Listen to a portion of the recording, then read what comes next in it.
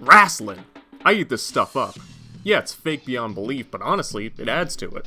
Like, yeah, I know this zombie man fighting the leader of a cult isn't true, but come on, just have some fun. Yeah, I love wrestling, for all the good and the bad. Hey boss, got your message. Connolly's here to check your prostate. Having made 2 videos on Thumb Wrestling Federation now, I think I should talk about actual wrestling, so I'm a bit less of a loser. Wrestling has had a long history with video games. After all, it's an easy concept to sell. Just make a simple fighting game and it will sell a few copies.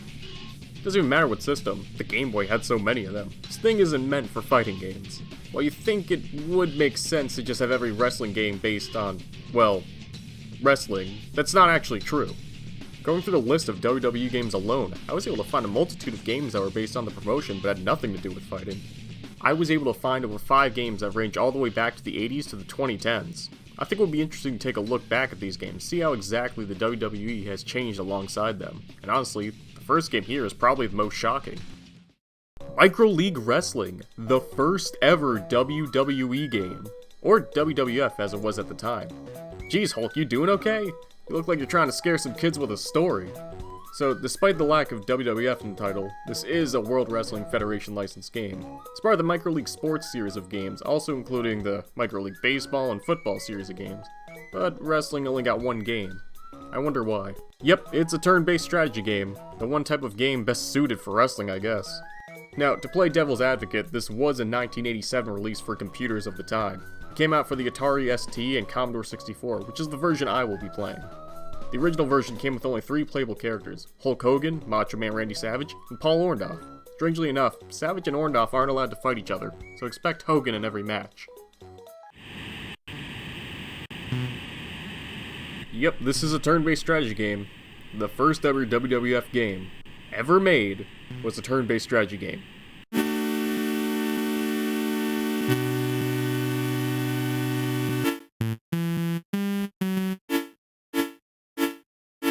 Cool jingle. Vince, you're looking good as always. Monsoon, you're looking more like Kane than yourself here. So this is what you'll be seeing the whole game. Pick an attack and hope your opponent's health bar goes down quicker. You're entertained with the sounds of what I assume are supposed to be the audience, but I honestly think they would have just been better going with a song or something in the background. These pictures aren't the best, and some of them even look a bit creepy. This was the Commodore 64. These are actually pretty good for the time.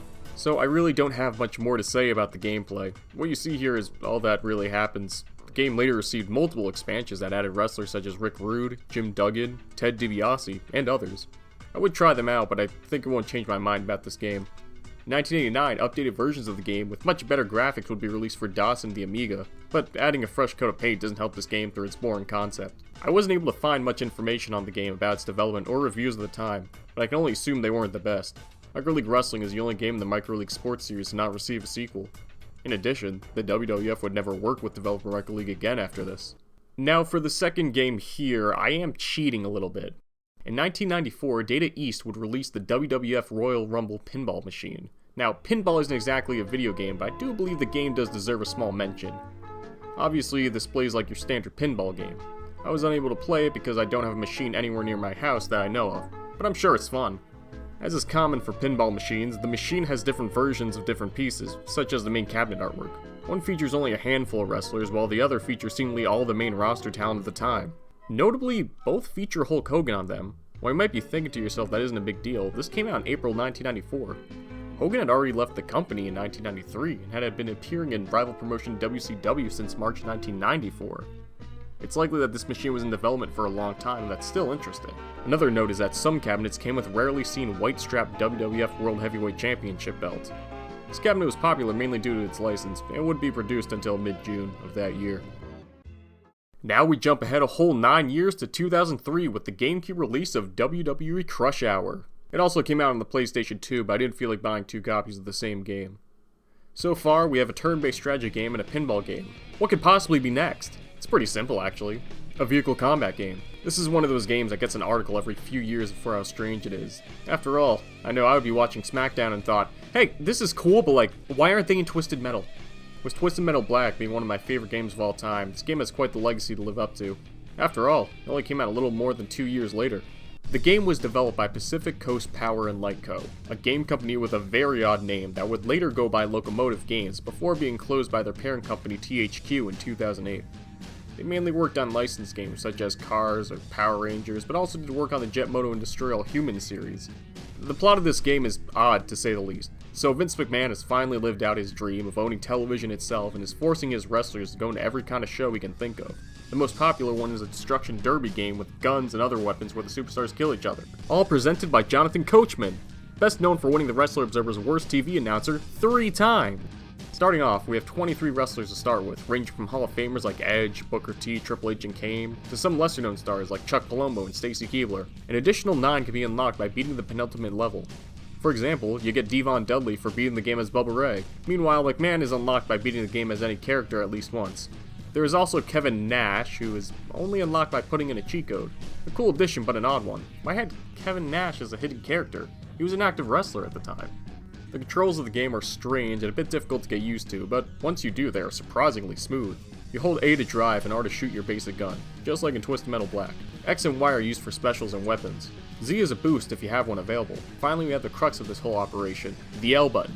You know L targeting from Zelda? Well, this has nothing on that. The L button has you drift, and let me tell you, it's the only way you're getting anywhere in this game.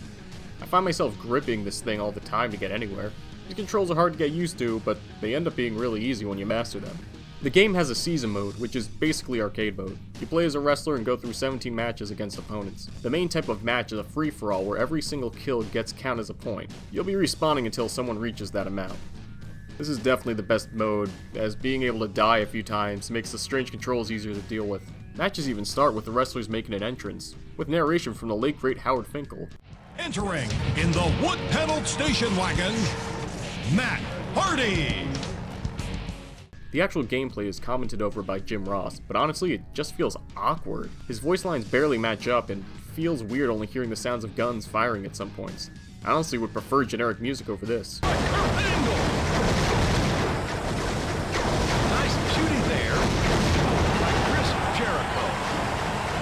How'd you like that, jackass? Oh yeah, the wrestlers talk like that every now and then, like this is Star Fox or something. Hey Einstein, I'm on your side! Other modes include a capture the flag style race with WWE contracts, a hardcore match where you have to hold onto the belt for a certain amount of time, a tag team match where you can swap characters, and a collectathon. These other styles vary by how fun they are. Some are either too easy or too hard. For example, I beat the hardcore match in less than 2 minutes, but the collectathons would take so long and I lost so many times. Speaking of taking a long time, I could say the same thing about the season mode. 17 matches is a long time, especially with some matches taking over 10 minutes.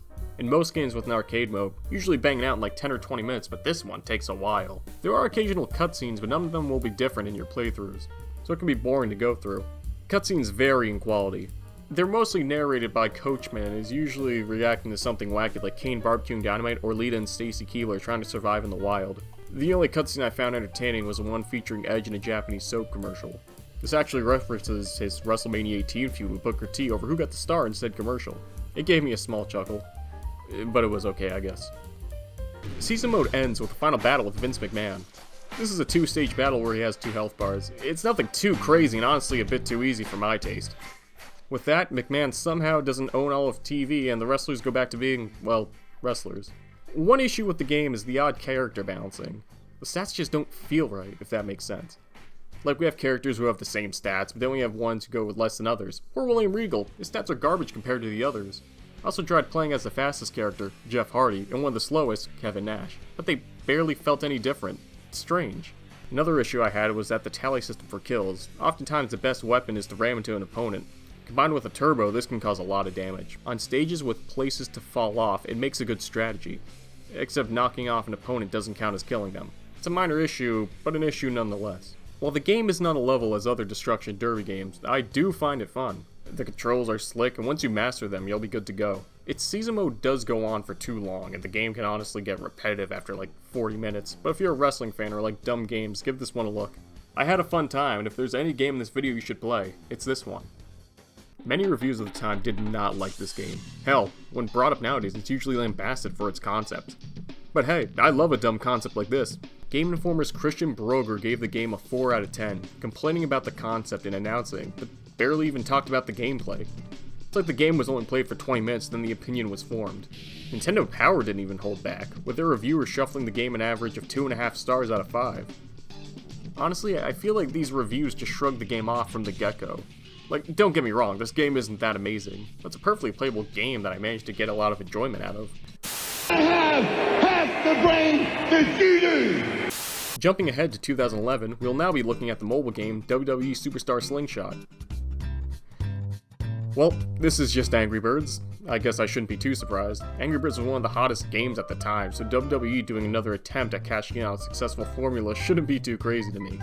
You've got 10 wrestlers to choose from, such as Randy Orton, John Cena, Kofi Kingston, Undertaker, Big Show. You have to start on one side of the ring and fire into a small structure, trying to crush the opponent to death, I guess. This game isn't even subtle what it's ripping off. Like, damn, this is literally Angry Birds with a coat of WWE paint. Like, I guess that makes it an okay game, but it doesn't even make sense. There's also a small plot for the game. Apparently, we were stripped of the WWE Championship and have to get it back by doing Angry Birds. Makes no sense. Not much else I can say. This was delisted many years ago. And the next game for us to take a look at, John Cena's Fastlane. This was released alongside a game featuring The Rock called Rockpocalypse. These games were released as a tie-in for WrestleMania 29 in 2013, which featured the second once-in-a-lifetime showdown between John Cena and The Rock. In this game, you play as Cena's racing student. While Cena does collect cars in real life, has he ever raced? Who cares? So while this may look like a racing game, all you do is change gears when you're told to and upgrade your car every now and then. There isn't much to this game really. Same as the last game I talked about. Barely even call this a game. It's really only tapping. And even then, you do that so rarely. The game, back when it was active, would either have you wait hours on end or spend real money to upgrade your car. Yeah, this game isn't good. This is the definition of trying to squeeze money out of people.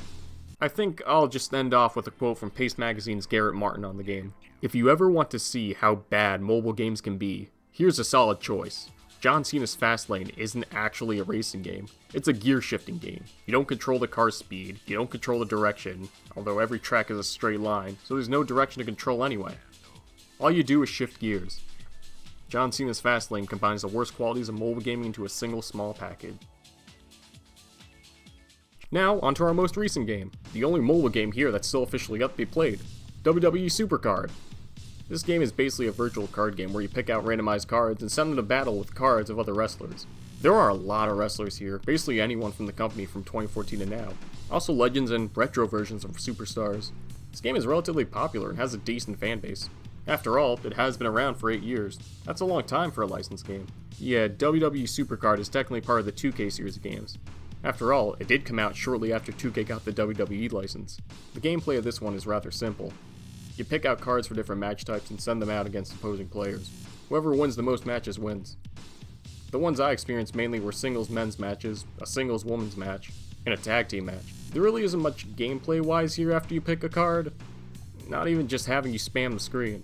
You pick a card with higher stats and hope you get lucky. I didn't play much of this game, mainly because it's just not my cup of tea. I didn't really have fun, but that doesn't mean it's a bad game. It has a loyal fan base and rave reviews, so clearly I'm the issue here. But it did deserve a spot in this video for not involving wrestling gameplay. Well, that was quite the experience. 6 officially licensed WWE games that weren't fighting or wrestling games, and what a poor showing. Of the 6, I was only able to play 3. 2 didn't even seem like they had more than a week's development time, and 1 was a turn-based strategy game, 1 was a pinball game, and 2 okay games that can be fun. Well, maybe that's why the WWE tends to stick to mediocre yearly releases. They aren't too good, at least they have the character customization and are decent fun.